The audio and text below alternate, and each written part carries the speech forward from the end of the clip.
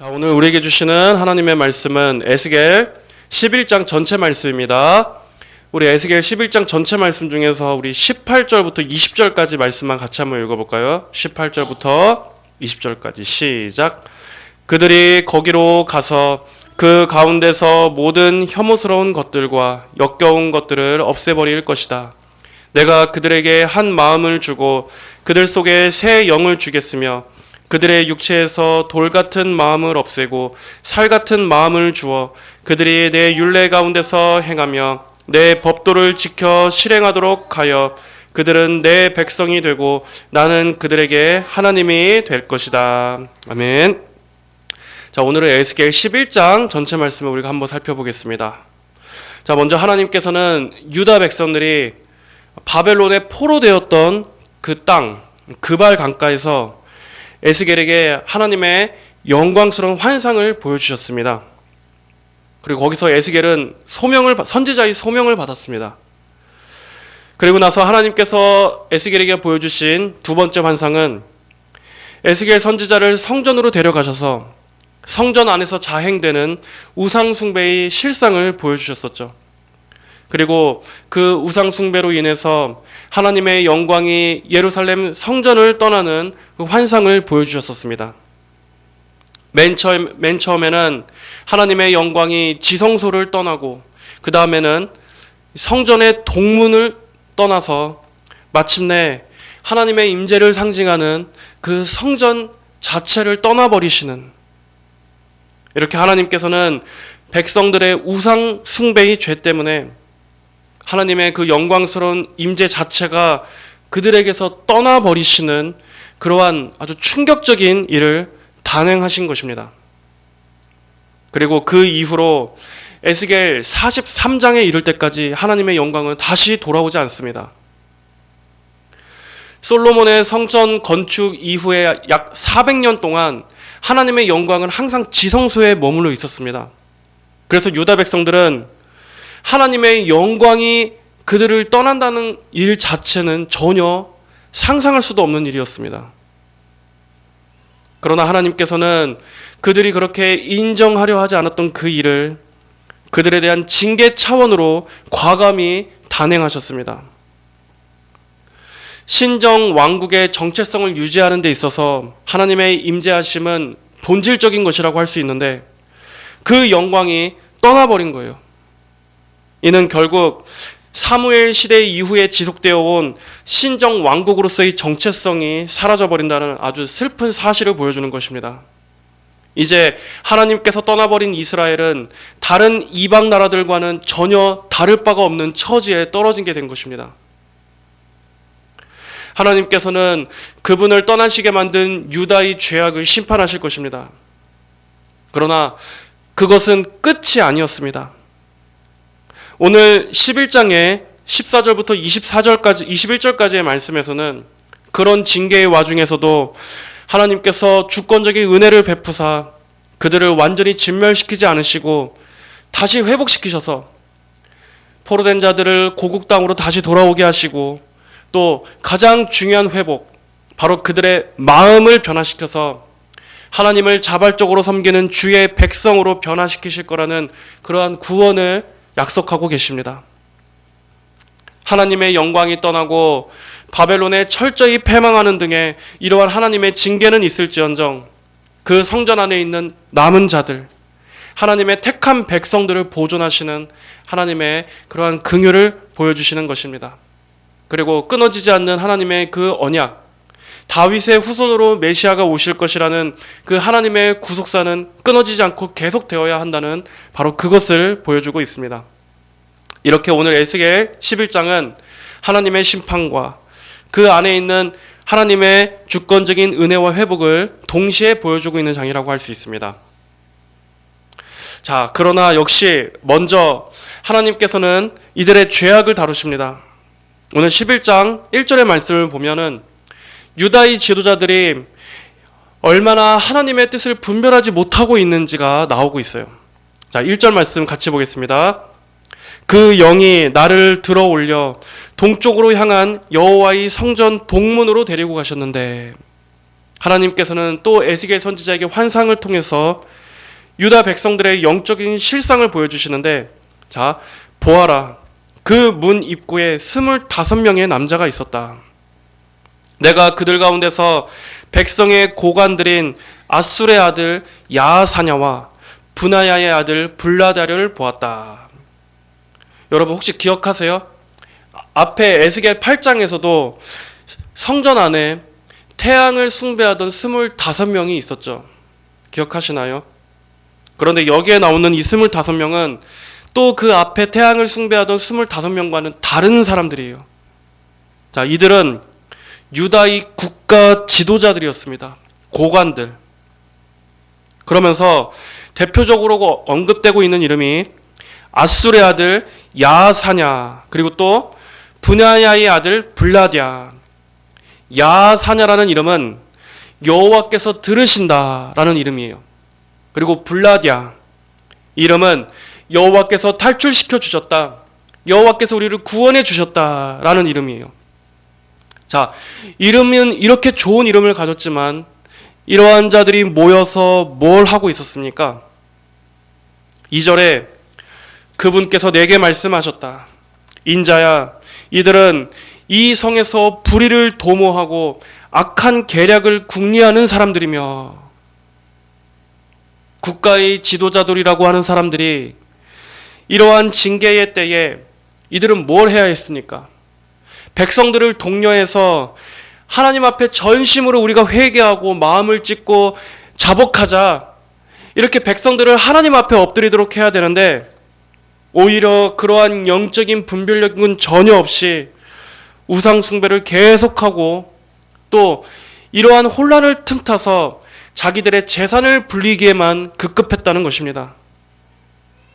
어떻게든 약자들의 재산을 탈취하고, 이들 중에 그 누구도 지금 나라가 이렇게 영적으로 파산 위기에 처해 있는데 바로 그 부분을 짚어주는 지도자가 한 명도 없었다는 거예요. 회개를 말하는 자들이 없었고 하나님과의 관계를 점검해 보자고 말하자는 지도자가 단 한 명도 없었던 것입니다. 그러면서 뭐라고 말합니까? 집을 건축할 때가 가까이 오지 않았다. 이 성읍은 가마솥이고 우리는 고기이다. 이게 무슨 뜻이냐면, 집을 건축할 때가 가까이 오지 않았다. 이것은 예레미야 선지자와 관련이 있습니다. 예레미야 선지자는 유다가 멸망하기 한참 전부터 예언했었습니다. 그 예언의 내용이 뭐였습니까? 그는 하나님께서 전하라 하셨던 말씀, 유다는 바벨론에 의해 멸망할 것이기 때문에 유다 백성들은 하나님께서 낮추시는 그 징계에 순응해서 하나님께서 풀어주실 때까지 바벨론에 집을 짓고 거기서 정착해서 살아라. 이러한 하나님의 메시지를 전했었습니다. 여러분, 이해가 되세요? 아니, 적국에게 포로로 끌려가서, 아니, 거기에서 순응하고 거기에 정착해서 살라는 말이 여러분 이해가 되시나요? 당연히 듣고 싶지 않고 믿고 싶지 않았던 메시지였죠. 징계를 순순히 받아들이라. 그래서 사람들은 예레미야 선지자의 메시지를 하나님으로부터 온 것이라고 생각하지 않았어요. 그래서 예레미야를 핍박했던 것입니다. 듣기에 좋고 기대했던 예언이 아니라 오히려 포로 생활을 예견하고 거기에 순응해서 살아야 한다는 말을 하니까 사람들은 예레미야 말을 듣지 않고 그를 오히려 무관심과 멸시로 대했던 것입니다. 인간은 당연히 긍정적이고 낙관적인 메시지를 좋아하지 않습니까? 그래서 예레미야가 당대에 그렇게 핍박을 받고 눈물의 선지자로 울부짖으며 외쳤던 것입니다. 마찬가지로 이 지도자들도 집을 건축할 때가 가까이 오지 않았다. 한마디로 우리는 바벨론에 정착할 필요가 없다. 왜냐? 하나님께서 우리를 금방 건져내 주실 거니까. 우리는 포로에서 금방 풀려날 거야. 그리고 이 성읍은 가마솥이고 우리는 고기이다. 가마솥 안에 고기가 이렇게 있는 것처럼 가마솥은 예루살렘 성전을 상징하는 겁니다. 그 예루살렘 성전이란 가마솥 안에서 우리는 안전하게 보호받을 거다. 이렇게 거짓된 낙관주의를 백성들에게 퍼뜨렸습니다. 하지만 하나님께서는 그것을 그대로 두지 않으십니다.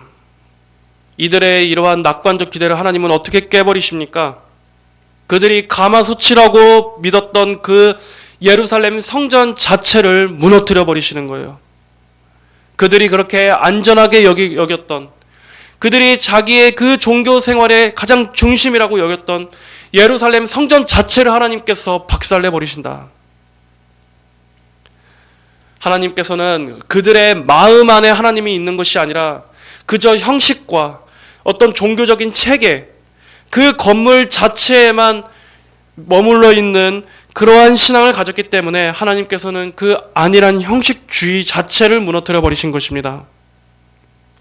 여러분, 이렇게 하나님께서는 우리 인간 안에서 나온 육적인 안일함을 깨트려 버리시는 분이십니다.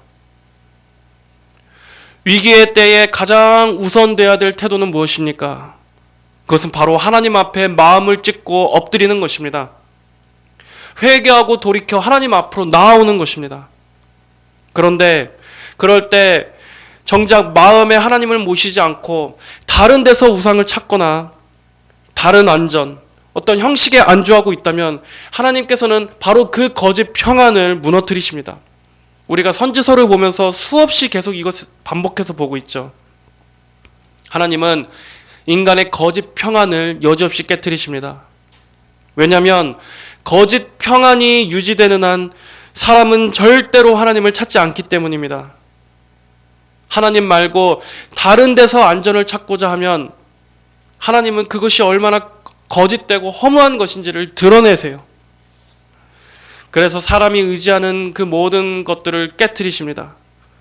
그래야 진짜 하나님을 찾기 때문에 다른 모든 안전이 깨져봐야 진짜 하나님을 깨나오고 참된 회개가 나오기 때문에 하나님께서는 영적 각성 이전에 먼저 무너짐을 경험하게 하십니다. 가짜 우상들을 깨트려 버리십니다. 하나님께서는 하나님을 향한 참된 사랑이 없이 그냥 종교 생활하는 것 가운데서 그 자체에서 나는 괜찮겠지, 나는 뭐 안전하겠지 하는 이러한 막연한 신앙을 여러분 미워하십니다. 하나님은 그런 것들을 인정하지 않으십니다.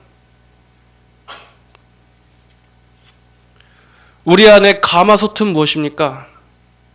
여러분 안에 가마솥은 무엇입니까? 그저 교회에 출석하고 있다는 것입니까? 그저 나의 교회 직분입니까? 아니면 나의 재정적 안정? 나의 신앙적 가정, 배경? 그 어떤 것도 우리의 가마솥이 될 수는 없습니다. 오직 하나님의 은혜, 언약, 우리 예수 그리스도의 십자가의 구속 외에는 다른 모든 것들은 다 우리의 안전의 근거가 될 수 없는 것이에요. 오직 이것만이 우리의 안전입니다. 4절에 그러므로 인자야 너는 그들을 대적하여 예언하고 예언하여라. 이스라엘의 여호와의 영이 내게 말씀하셨다. 너는 말하여라. 여호와가 이같이 말한다. 이스라엘의 집아 너희가 이렇게 말하니 나는 너희 마음에 떠오르는 그것을 안다. 너희가 이 성읍에서 많은 사람을 살육하여 시체로 그 거리들을 채웠다. 하나님께서는 이들의 이 안전의 근거가 하나님에 대한 믿음에서 나온 게 아니라는 걸 여기서 여실히 드러내 주시고 있습니다. 왜냐하면 이들은 하나님을 믿는 것처럼 살지 않았기 때문이에요. 이들의 삶에서는 하나님을 향한 신앙을 찾아볼 수가 없었습니다. 하나님께서는 이들이 많은 사람들을 살육했다고 말씀하시는데 이것은 이 권력자들이 탐욕으로 가난한 자들을 압제하고 약한 자들의 재산을 탈취하는 등의 그 백성들을 사회적인 죽음으로 내몰았다는 것입니다. 진짜 이들이 하나님을 경외하던 지도자들이라면 절대 이럴 수가 없었죠. 가짜 신앙이라는 걸 보여주는 겁니다. 그러므로 주 여호와가 이같이 말한다. 이 성읍 가운데 너희가 놓아둔 시체들, 그들은 고기이고 성읍은 내 가마솥이다. 그러나 내가 너희를 그 가운데서 끌어내겠다.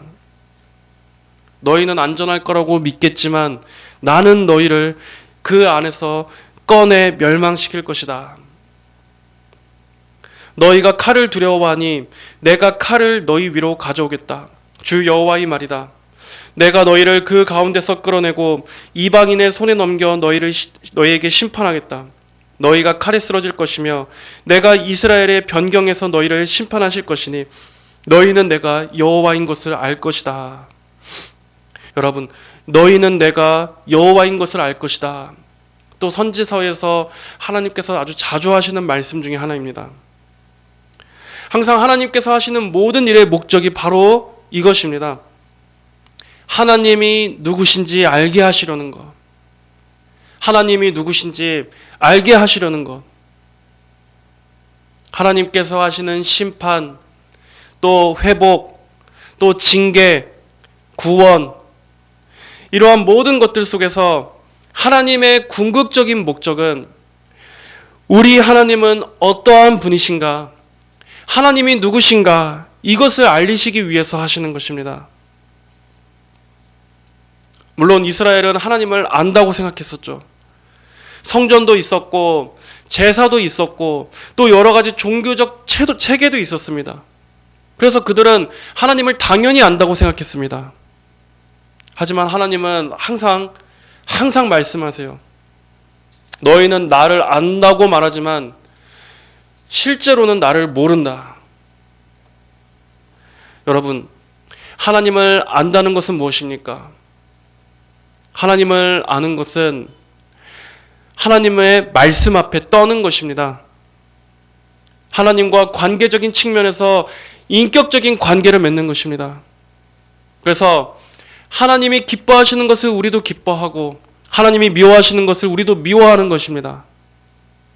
하나님의 말씀을 정말 살아계신 하나님의 말씀으로 믿고 있습니까? 듣기만 하는 것이 아니라 정말 하나님의 말씀을 듣고 우리의 마음으로 그 말씀을 순종하고 항상 여러분의 삶 가운데 하나님의 뜻과 섭리를 그분의 인도하심에 순종하고자 하는, 신뢰하고자 하는 그러한 마음이 있습니까? 또 그 하나님을 사랑하며 의지하고 있나요? 날마다 하나님의 얼굴을 구하고 있나요? 날마다 그분과 함께 동행하고 하나님으로 인해 살고 있습니까? 만약에 여러분의 신앙 가운데 이러한 것이 없다면 여러분, 그것은 하나님을 아는 것이 아니에요. 하나님을 아는 것이 아닙니다. 그냥 종교 생활만 하는 거지 실제로 하나님과 살아있는 생명의 관계로 엮여있지는 않은 것입니다. 그런데 이 지도자들은 사실상 그런 게 전혀 없는 거예요. 하나님의 이름만 불렀지 하나님과 실상 이 영적인 관계, 이 교제의 관계가 없었기 때문에 그들은 그러한 증거가 나타납니다. 하나님의 말씀에 두려워하는 것도 없고 또 하나님의 심판을 믿지도 않았고 하나님을 무시했던 거예요. 그래서 하나님께서는 이러한 그들의 기대를 깨트리시고 또 징계하시고 심판하시고 하나님의 두려우심을 나타내시는 것을 통해서 하나님께서 살아계신 여호와이시다 하는 것을 드러내시는 겁니다. 심판과 징계를 통해서 나의 거룩함과 나의 주권을 하나님께서는 드러내 그들이 알게 하시겠다는 것입니다. 사람들이 하나님을 죽은 존재로 여기면 하나님은 어떻게 해서든지 나는 살아있는 하나님이다라는 걸 증명하시는 분이에요. 아, 내가 이렇게 해도 뭐 하나님은 모르시겠지. 지금까지 뭐 내 맘대로 했어도 하나님 뭐 아무 일도 없었던 걸? 이렇게 하면서 하나님을 계속해서 가볍게 여기고 무시한다면 하나님은 우리가 상상할 수 없는 방식으로 하나님이 정말 살아계신 어미하신 하나님이라는 것을 우리 삶에 나타내신다는 것을 아셔야 합니다. 그러니까 우리는 절대로 하나님을 가볍게 여겨서는 안 되는 것입니다. 자, 그러면서 또 12절에서도 반복하십니다. 너희는 내가 여호와인 것을 알 것이다. 또 두 번 말씀하시죠. 너희는 내 율례 가운데 행하지도 않고 내 법도를 실행하지도 아니하였으며 오히려 너희를 둘러싼 이방 민족들의 법도대로 행하였다. 이들의 수준이 이제는 하나님을 모르는 저 불신자들만큼이나 떨어졌다는 거예요. 자, 그런데 갑자기 에스겔이 이러한 예언을 하는 순간에 한 사람이 쓰러집니다. 13절. 내가 예언할 때에 분야야의 아들 블라디아가 죽었다. 블라디아. 여호와께서 구원하셨다. 여호와께서 탈출시켜 주셨다라는 이름을 가진 그 사람이 하나님의 심판 아래 죽습니다. 이 뭔가 의미심장한 뜻이 있는 거예요. 블라디아라는 이름은 그 이름은 신앙적인 이름이었지만 그 실제 삶은 어때요? 이렇게 괴리가 있었죠. 그저 하나님의 이름만으로 어떤 종교적인 이름만으로는 안전하지 않다는 것을 보여주는 것입니다. 하나님 없는 안전, 하나님 없는 인간적인 기대와 소망, 낙관, 이러한 것들을 하나님께서 얼마나 인정하지 않으시는지 하나님께서 냉정하게 보여주시는 거예요.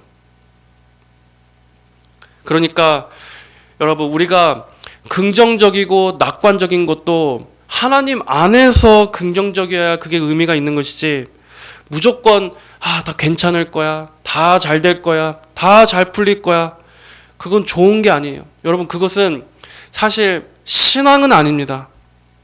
오히려 그게 우리를 더 속일 수가 있어요. 우리는 냉철해야 됩니다. 하나님 없는 안전, 하나님 없는 긍정주의, 그것이 우리 듣기에는 좋고 좋을 수 있지만 여러분, 그것이 다가 아닙니다. 마냥 좋은 게 좋은 거, 마냥 그냥 듣기에 은혜로운 거, 그것이 다가 아니라 하나님께서 원하시는 것이 무엇인지를 잘 살펴야 하는 거예요. 죄에 대해서는 그냥 괜찮아, 다 그럴 수 있어, 무조건 낙천적이고 덮어줄 것이 아니라 죄에 대해서는 분명히 우리가 성경적으로 잘 짚고, 회개할 건 회개하고, 도려낼 건 도려내고, 끊어낼 건 끊어내야 하는 것입니다. 그래서 하나님 앞에 우리가 정결케 되고 하나님께서 원하시는 그것이 무엇인지 우리는 그러한 마음의 자세를 가져야 하는 거예요. 에스겔은 이러한 비극적인 장면을 보고 하나님께 탄원합니다. 이에 내가 얼굴을 대고 엎드려 큰 소리로 부르짖으며 말하기를, 주 여호와시여, 이스라엘의 남은 자들마저 완전히 없애려 하십니까? 여호와께서 구원하셨다라는 이름을 가진 블라디아의 죽음은 곧 유다 백성들의 소망을 완전히 꺾어버리는 어떤 상징적인 그러한 장면이었죠. 하지만 에스겔 선지자는 아무리 징계를 받더라도 자기 동족들에 대한 그 애타는 마음으로 하나님께 간절히 부르짖고 있습니다. 이렇게 하나님의 마음을 가진 사람 안에는 하나님을 향한 마음도 있어야 되지만 이 영혼들에 대한 연민이 함께 있어야 된다. 이 두 가지가 함께 있는 거예요. 14절에 여호와의 말씀이 내게 임하셨다. 인자야, 예루살렘 주민들이 네 형제들, 곧 네 형제들과 네 친척과 온 이스라엘 족속 모두에게 말하기를, 너희는 여호와에게서 떠나라. 이 땅은 우리에게 유업으로 주어졌다 하였으므로. 자, 여기 14절부터 내용이 좀 달라지는데, 이 말씀이 14절 말씀이 무슨 뜻이냐면은, 이제 바벨론 포로에 1차로 끌려가고 2차로 끌려가 지금 바벨론 적국의 땅에 포로로 잡혀가는 사람들이 있죠. 반대로 아직 포로로 끌려가지 않은 예루살렘에 남아있는 사람들이 있었습니다. 그런데 이 예루살렘에 남아있는 사람들이 포로로 끌려간 사람들을 보면서 지금 비웃는 거예요. 우리는 이렇게 아직까지 유다 지역에 남아있으니까 우리는 하나님의 보호하심을 입은 자다. 그런데 너희는 뭐냐? 너희가 그렇게 포로로 끌려간 거 보니까 너희는 하나님께서 너희를 버리신 거다. 우리는 하나님의 보호하심을 입고 있지만 너네들은 하나님께서 떠난 거다. 이런 식으로 같은 백성에게서도 이 포로들이 지금 멸시를 받고 있는 거예요. 하지만 그것은 남아있는 자들의 착각이었습니다. 하나님께서는 포로로 잡혀가 있는 그 유다 백성들에 대해서 어떻게 말씀하십니까? 너는 말하기를 주 여호와가 이같이 말한다. 내가 그들을 여러 민족들 가운데로 멀리 보내어 여러 나라들로 흩었으나 그들이 가 있는 나라들에서 내가 잠시 그들에게 성소가 되어주겠다. 하나님께서는 그 포로로 잡혀가 있는 백성들에게 위로의 말씀을 주십니다. 그들이 가 있는 나라들에서 내가 잠시 그들에게 성소가 되어주겠다. 예루살렘에 남아있는 백성들은 예루살렘 성전이 아직 건재하고 자기들은 유다 땅에 남아있으니까 하나님께서 그들과 함께 해주실 거라 생각했지만 하나님은 또 이것마저도 완전히 바꿔버리세요. 오히려 이들이 그 안전을 누리고 있는 그 근거, 예루살렘 성전을 나중에 무너뜨려 버리셔서 이들을 낮추시고 오히려 아무 소망이 없는 그 포로된 자들에게 하나님께서 그들과 함께 계시고 그들의 성소가 되어주시겠다고 말씀하시는 거예요. 성전은 무너져도 하나님은 무너지지 않습니다. 하나님의 임재는 성전 건물 자체에 묶여 계시는 게 아니라 하나님의 함께 하시는 그곳이 성소인 거예요. 하나님이 함께 하시는 곳이 성전이고 하나님께서 함께 머무시는 곳이 성소이다. 하나님의 임재는 이 건물 자체에 있는 게 아닙니다. 하나님을 경외하는 그 한 마음들이 모인 그곳이 하나님의 임재가 있는 성전인 것입니다. 인간적인 생각에서는 이곳은 바벨론 땅이에요. 여기에 어떻게 하나님의 임재가 있습니까? 분명히 포로로 끌려왔고 이들은 아주 고된, 어떻게 보면 비참한 노예 생활을 하고 있는데 여기에 어떻게 하나님의 영광과 임재가 있어요?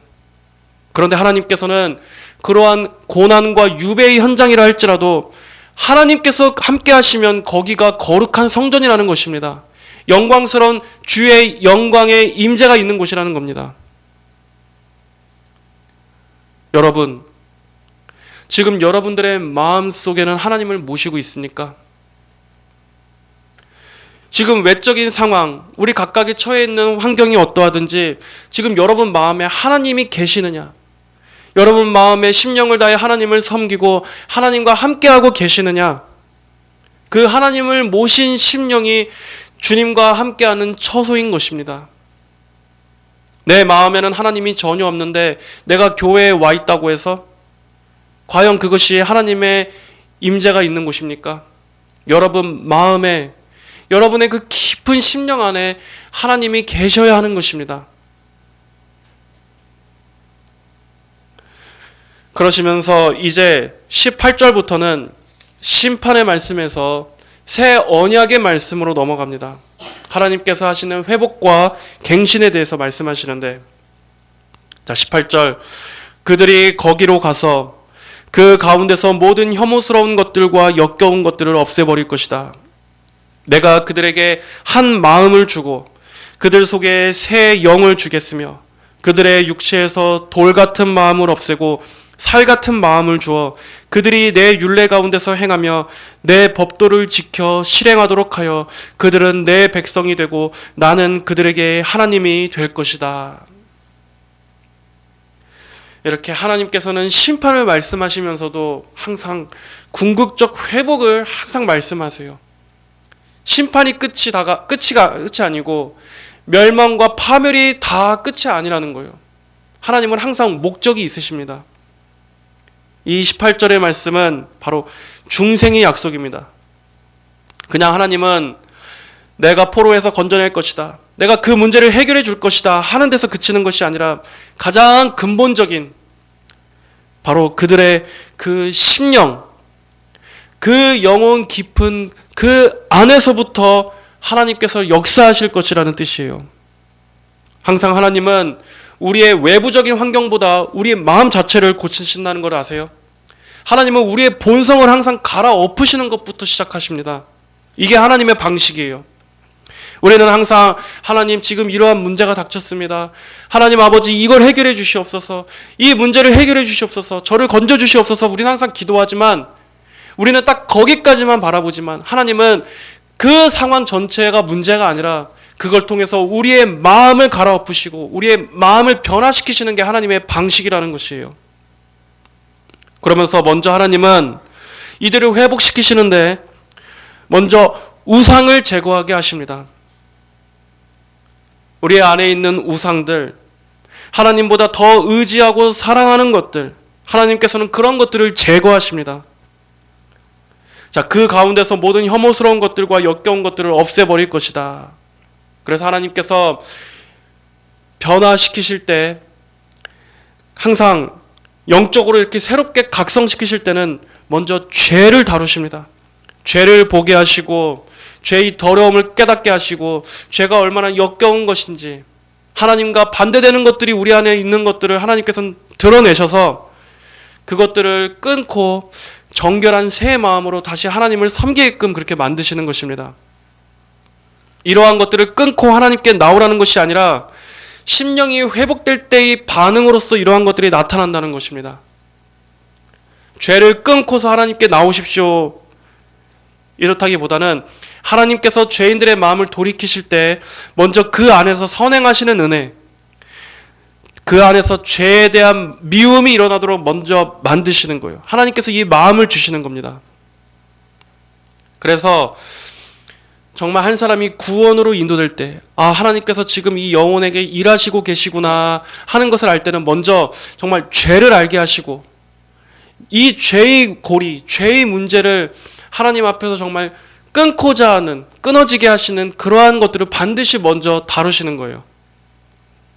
그래서 어떤 사람이 뭔가 하나님께 대해 하나님께 나오고자 하고 믿음이 생겨난다고 입술로 말하는데 죄를 심각하게 여기지 않는다?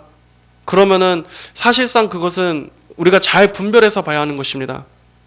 반드시 하나님은 하나님의 그 영광스러우심을 보면서 동시에 우리 안에 이 죄의 악함을 반드시 깨닫게 하신다. 또 한 마음을 주신다. 이것은 이제 더 이상 그 마음이 둘로 나뉘어지지 않는다라는 거예요. 하나님도 섬기고 세상도 섬기고 하나님도 의지하고 돈도 의지하고 하나님도 사랑하고 나도 사랑하는 것이 아니라 이제는 딱 한 마음, 하나님께만 그 마음이 향해 가는 거예요. 하나님께 그 마음의 전부를 돌이키는 것입니다. 또 새 영을 주겠으며 하나님께서 성령을 통해 그 영혼이 거듭나게 하시는 것을 말합니다. 죄로 죽어있던 영혼이 하나님께서 그 영혼을 새롭게 살리셔서 이제 그 성령, 하나님의 영이 우리 안에 임하심으로써, 내주하심으로써 이 성령의 새 원리, 내적 본성이 새롭게 세워지는 것입니다. 그래서 그러한 이 새 영이 임한 사람들에게는 어떠한 반응이 나타납니까? 그전에는 하나님의 영광에 대한 인식이 깜깜했지만 이제는 하나님의 영광을 보는 그 영적 인식이 생겨나는 거예요. 하나님이 너무나 거룩하고 하나님 그분이 너무나 영광스럽고 아름다우시고 탁월하시고 그 하나님이 너무나 위대한 하나님의 그 영광의 광채가 우리의 심령 안에 심겨지게 되는 것입니다. 그것에 대한 인식이 생겨나는 것입니다. 그래서 그 하나님을 가장 크게 보게 되고 가장 소중하게 여기게 되는 그 마음의 새로운 원리, 이것이 바로 거듭난 사람, 중생한 그러한 사람의 내적인 변화입니다. 그래서 돌 같은 마음이 살같이 부드럽게 되어지는 것입니다. 그 전까지는 하나님 앞에 돌 같은 마음이었습니다. 하나님께 대해 딱딱하고 굳어있는 마음이었습니다. 하나님께 대해 마음이 정말 완악하고 불신앙으로 똘똘 뭉쳐서 하나님을 적대하고 있었다면 이제는 그 마음이 하나님께서 은혜로 깨트리실 때 살과 같이 부드러워져서 하나님 앞에 마음이 열리게 되는 거예요. 이제는 그 하나님을 사랑하게 됩니다. 그 하나님을 의존하게 됩니다. 예전에는 그렇게 듣기 싫었던 말씀도 이제는 정말 송이꿀과 같이 너무나 달콤하게 들리는 거예요. 이 말씀이 생명의 말씀이고 이 말씀이 내 영혼을 적시고 이 말씀을 들을 때 내 영혼이 소생하게 되고 하나님을 생각할 때마다 그 마음에 막 사랑이 풍성하게 충만하게 임해지게 되고 하늘로부터 오는 그 양식이 얼마나 내게 소중한 것인지를 알게 되는 사람의 이 본성 자체를 하나님께서 완전히 바꿔버리시는 겁니다. 그리고 그 결과 순종으로 이어지게 됩니다. 그들이 내 율례 가운데서 행하며 내 법도를 지켜 실행하도록 하여. 이제는 하나님의 말씀이 무거운 짐이 아닙니다. 듣기 싫은 설교 그만 좀 해. 너무 강압하지 마. 억압하지 마. 그런 것이 아니라 이제는 하나님께서 말씀하시는 이 길이 생명길이고 이것이 옳은 길이라는 것을 알고 하나님께서 주신 모든 계명을 사랑하게 됩니다. 무거운 것이 아니라 이 길로 가는 것이 오히려 즐거운 길이 됩니다. 오히려 이 길에서 벗어나는 것은 생각할 수조차 없어요. 이게 고통이고 이게 사망길이고 이게 어둠인 것을 알기 때문에 하나님의 말씀대로 사는 길이 빛이요 생명이요 내게 기쁨이라는 것을 압니다. 이렇게 하나님께서는 이스라엘 백성들을 지금 포로에서 건지는 차원의 회복을 말씀하시는 게 아니에요. 그들의 전적인 영혼의 회복을 말씀하십니다. 이렇게 중생은 몇 가지 개선이 아닙니다.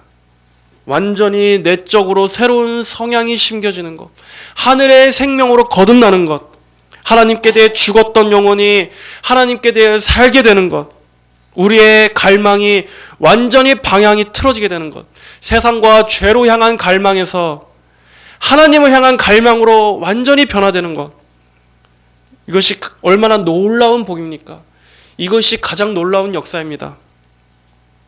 그래서 그들은 내 백성이 되고 나는 그들의 하나님이 될 것이다. 이제 하나님과 언약적 관계가 되는 것, 하나님과 떼어낼래야 떼어놓을 수 없는 그러한 결속 관계가 되는 것, 이것이 하나님께서 우리에게 주시고자 하시는 복이에요. 이것이 하나님께서 강렬하게 원하시는 것입니다. 하나님께서 우리의 하나님이 되어주시고 우리를 그분의 은혜 안으로 사랑 안으로 받아들여 주셔서 거기에 꽉 붙들어내는 이 관계. 그러니까 문제 해결보다 더 궁극적인 것은 항상 하나님을 아는 겁니다. 하나님을 알게 되는 거예요. 하나님과 관계가 새롭게 회복되는 것이고 하나님과 깊어지는 것이고 그러한 문제를 통해서 하나님을 더 알아가며 사랑하게 되는 것입니다. 우리는 항상 문제 해결 그것 자체만을 바라죠. 우리는 그걸 통해서 내가 하나님과 더 깊어지는 것까지 우리는 구하지를 않아요. 거기까지는 생각하지를 못해요. 하지만 하나님께서는 항상 그 이상을 보시는다. 이걸 통해서 우리가 더 하나님과 어떻게 깊어지게 되고 어떻게 친밀하게 되게 하실 것인가, 하나님은 항상 그 목적으로 모든 것을 섭리하십니다. 자, 그러면서 이제 22절 이하의 말씀으로 마무리를 합니다. 그룹들이 자기들의 날개를 드니 바퀴도 그들과 함께하고 이스라엘의 하나님의 영광이 그들 위에 임하니 여호와의 영광이 그 성읍 가운데서 올라가 성읍 동편에 있는 산에 멈춰섰다.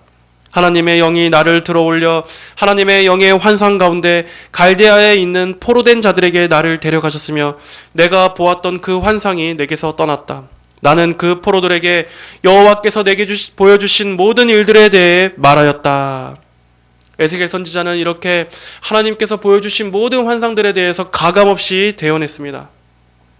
유다의 지도자들에 대한 영적인 무지와 그들의 부패를 고발했고, 또 자신들은 포로로 잡혀가지 않고 이렇게 안전하다고 생각하는 자들에게는 그들의 안일함을 깨뜨려 버렸고, 반면에 포로지에 끌려와 소망이 없는 하나님의 백성들에게는 하나님께서 하실 그 회복에 대한 말씀으로 소망을 주었습니다. 여러분, 오늘 말씀을 통해서 우리도 이 한 가지만은 꼭 기억합시다. 형식적인 종교 생활에 안주하지 마시고 우리의 심령으로, 우리의 마음의 중심으로 하나님을 모시는 신앙이 됩시다. 우리가 어떠한 상황에 처했든 그저 내가 교회에 다닌다는 것으로만 만족하지 말고 정말 지금 나는 하나님과 관계하고 있는가? 지금 나의 깊은 이 마음의 중심으로 하나님을 이 마음으로 내가 섬기고 있는가? 하나님의 성소, 하나님의 처소가 지금 내 마음 중심으로 지금 그렇게 신앙생활을 하고 있는가? 여러분, 이것을 우리가 한번 생각해 보기를 바랍니다. 그냥 설교 한 편 듣고 그냥 정기적인 예배 한 번 참석했다고 해서 그걸로 나는 하나님과 아무 문제가 없다고. 여러분, 이들도 이랬습니다. 이들은 더 열심히 있었습니다. 하지만 정말 살아계신 하나님을 마음으로 관계하는 것은 없었습니다. 하나님은 오늘 그것을 계속 집요하게 물으십니다. 성전은 그대로 있고 예배도 있었지만 정작 하나님의 영광이 떠나가 버린 그러한 성전과 예배는 무슨 의미가 있습니까? 하나님께서 원하시는 것은 우리 마음의 중심입니다. 우리의 마음의 중심으로 하나님 그분을 사랑합시다. 하나님께서는 우리의 삶의 문제를 해결해 주시는 분이기 전에 먼저 우리의 하나님이 되기를 원하시는 분이라는 것. 하나님은 우리와 관계하기를 원하십니다. 내가 여호와인 것을 알 것이다. 하나님이 이렇게 말씀하신 것처럼 우리는 하나님의 백성이 되고 하나님께서 우리의 아버지가 되시는 이 인격적인 관계, 사랑의 관계를 하나님께서 얼마나 열렬히 원하시는지 아십니까? 여러분은 과연 하나님을 어떻게 알고 계시나요? 그냥 막연하게 하나님을 관념적으로만 알고 계신가요? 아니면 여러분 진정 관계적인 측면에서 하나님을 정말 인격적이고 하나님과 교제하고 정말 그 살아계신 하나님과 매 순간 함께하며 여러분 그렇게 하나님을 알고 계신가요? 하나님께서는 오늘 우리에게 과연 하나님을 안다는 것이 무엇인가? 마음을 다해서 하나님을 알고 그분과 관계에 맺는 것이 무엇인가에 대해서 하나님은 오늘 본문을 통해서 우리에게 생각해 보기를 원하십니다. 하나님은 진짜 원하시는 건 항상 결속되어 있는 관계. 하나님의 그 은혜 안에 우리가 하나님과 아주 굳게 결속되어 있어서 정말 친밀하고 가깝고 사랑이 있는, 우리가 하나님께 그렇게 진심 어린 진실한 마음으로 하나님을 섬기기를 원하십니다. 여러분, 하나님을 사랑하십시오.